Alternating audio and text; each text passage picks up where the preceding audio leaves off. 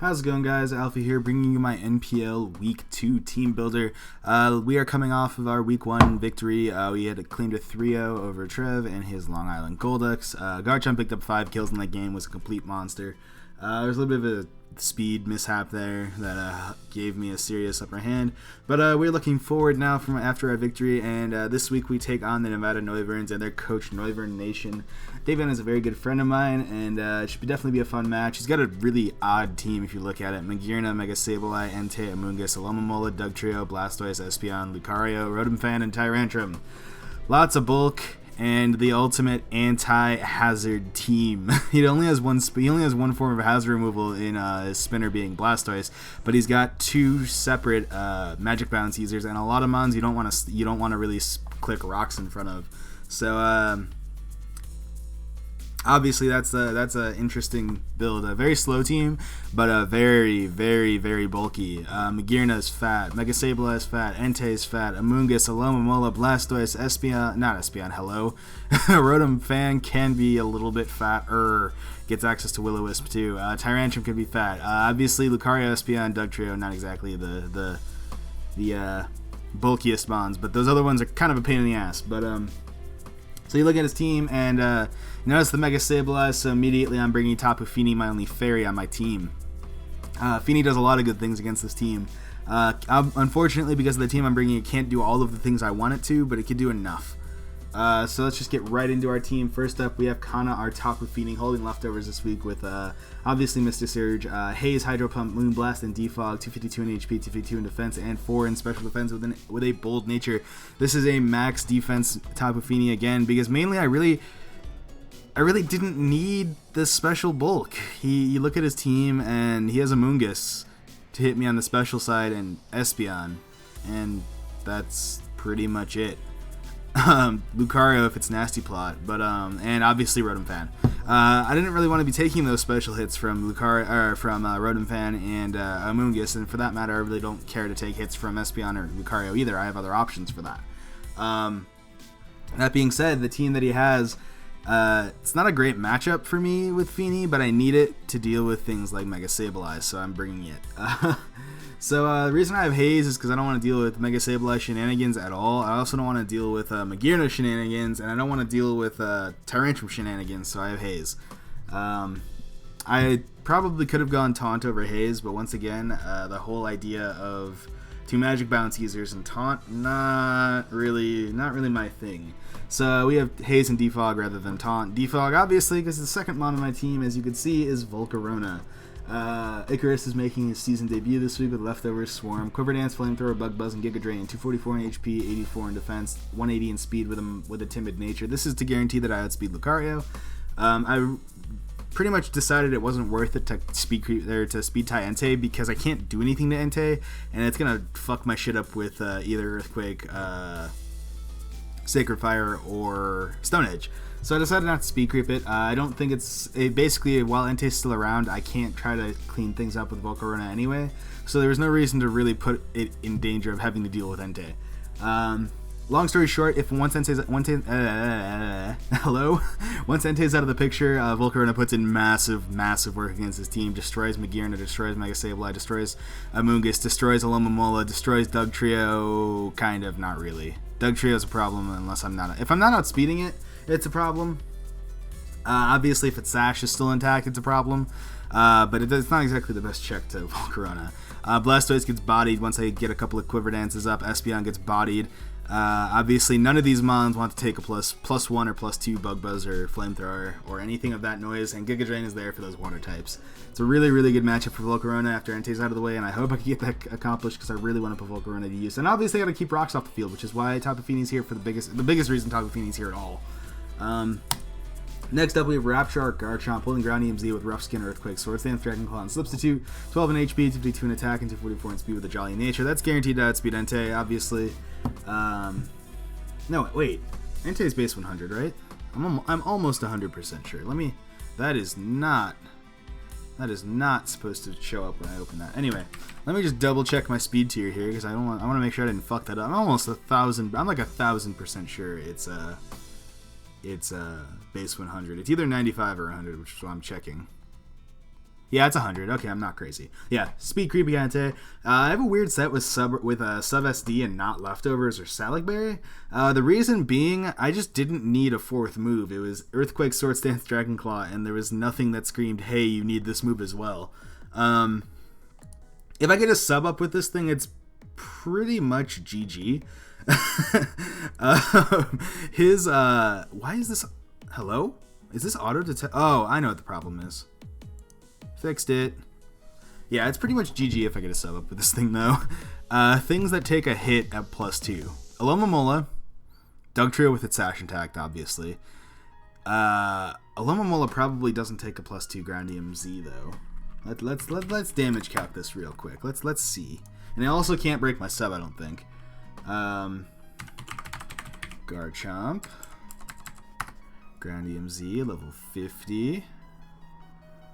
+2. Against Alomomola. Let's just say Max. That's a kind of a weird set, but we'll see. If I see Max, I'll be kind of confused, but you never know. Yeah, this, it's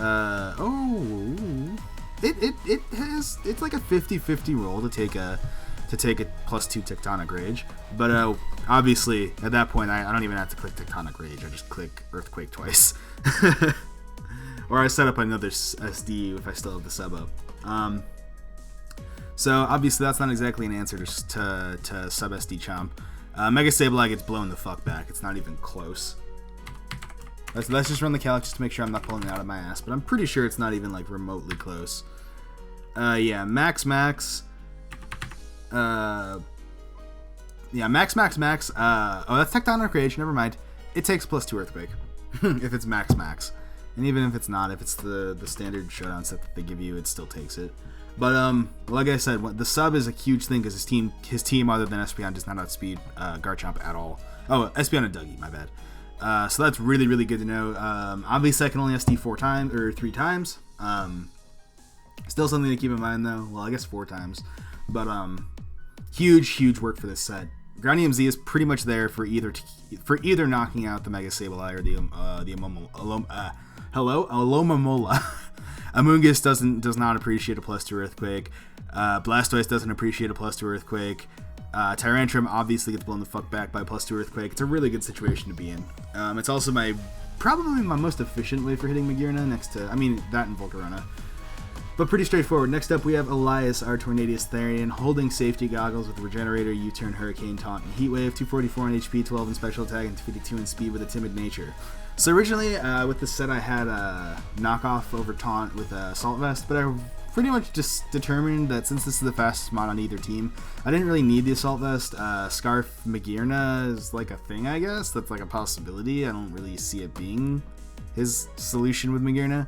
But the reason I'm bringing Safety Goggles Taunt is it gives me a reliable switch into Amoonguss, which I already have with Roserade, but this gives me a secondary option. I can lead with it, scout out, and not give away any of my information on a turn 1 U-turn, which is really nice. And even without knockoff, the only reason I had knockoff was for the sake of knocking, Black Sludge off of Alomomola, knocking leftovers off of Amoonguss, knocking whatever item off of Magearna that it holds, but it's really not that necessary. I can deal with this team without having to get rid of any of the items. It shouldn't be that big of a problem. And Taunt is huge because, like I said, look at the passive mons on his team that don't have Magic Bounce. Magearna's not passive, but it stops Shift Gear, it stops Calm Mind, it stops Trick Room, things like that, which I could see being a problem if he wants to bring Trick Room, which is why I'm probably going to leave with this Tornadus.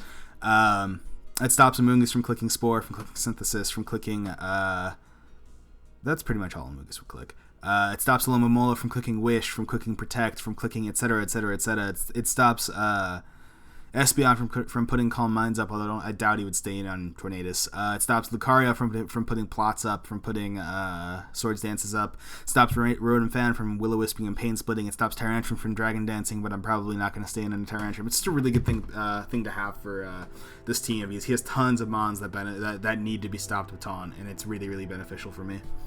Next up, we have Oakley, our Roserade, making her debut with Life Orb Technician this week with HP Fire, Giga Drain, Leaf Storm, and Dazzling Gleam, 44 in defense, 252 in speed, special attack, 4 in special defense, and 208 in speed with a modest nature. This is guaranteed to outspeed a max speed Tyrantrum. Bit of a weird set. I thought for a while about bringing like a more of a bulkier leech seed set. I thought about bringing a an aromatherapy set. I didn't really find that to be that worth it with Tapu Fini around. I thought about Toxic Spikes, but once again, don't want to be bouncing those back my way. Sleep Powder could have been nice, but you know, Magic Bounce is bitch, man. And the reason I have Taunt is because it's kind of necessary for this team. Rest Talk could have been pretty cool, but I decided that wasn't really worth it either. In the end, I just decided that if I wanted to churn out the most damage against the largest portion of his team, Life Orb 4 attacks was the way to go. And I don't have anything to hit Entei, unfortunately. The reason I have HP Fire over HP Ground is because... Why the fuck do I have HP Fire over HP Ground? Oh, it's for the Amoonguss. I feel like Amoonguss is going to be his immediate answer to Roserade over Entei. So, worst case scenario, I can't hit the Entei. I can't outspeed it anyway, so it's not like it matters. So I have switch-ins to Entei. Tapu Fini is max HP, max defense. It's not going to be a problem. So that's that. That's the reason. That's the reasoning behind that. Dazzling Gleam is there, obviously, to hit Sableye, even though Leaf Storm still hits pretty freaking hard. It actually hits harder. Same goes for Tyrantrum. It's that way to hit things like that without having to get the special attack drop, which is really, really nice. But yeah, much like Volcarona, this is a set that does massive work once Entei is out of the way, and it's a really, really good set for this team, so I'm really stoked for that.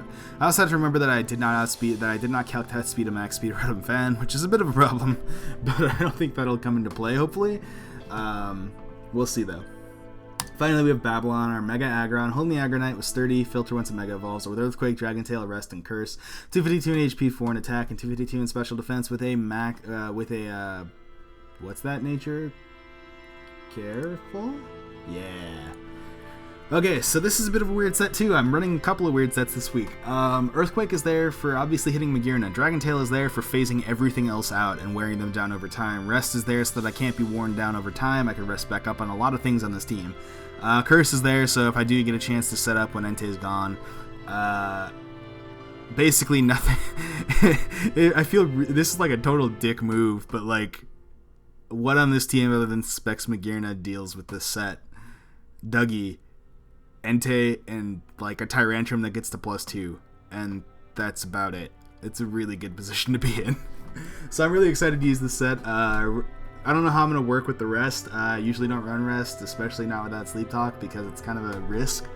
You have to burn those turns for Aggron to be back into effect. But it's going to be a fun set for sure. Definitely looking forward to it. The match in itself should be really good. But that's all I have, guys, today. If you guys like the video and want to show your support, be sure to hit the like button in the thoughts in the comment section below. Also, subscribe and drop us today. And don't forget to share, because sharing is caring. Follow me on Twitter. Please don't post stuff. Videos come out. It's quick in contact with me, and sometimes it's kind of funny. I hope you guys have a fantastic rest of your day, and I will speak to you soon. Peace out.